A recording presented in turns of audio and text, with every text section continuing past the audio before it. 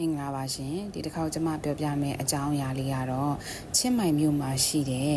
စပယ်ပန်းကတ်လူပြီးအဓိဋ္ဌာန်ရင်ဆူတောင်းပြတယ်ဆိုတဲ့စပယ်ပန်းဖျားကိုပြောပြမှာဖြစ်ပါတယ်ရှင်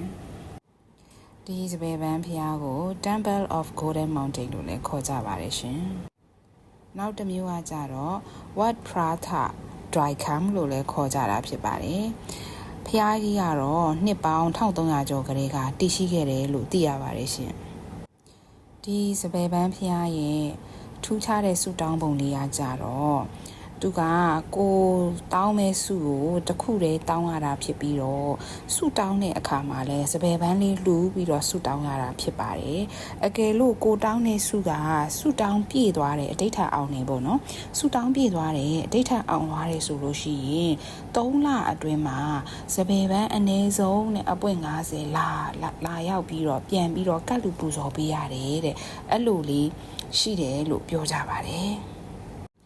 တော်တော်များများကလည်းဆူတောင်းပြည့်တယ်လို့ဆိုပါတယ်ရှင်ဒီဖျားကြီးရဲ့ထူးခြားချက်ကိုဆိုလို့ရှိရင်ချင်းမိုင်မြို့မှာရှိတဲ့လူတိုင်းကအားလုံးသိကြတယ်လို့ဆိုပါတယ်ရှင်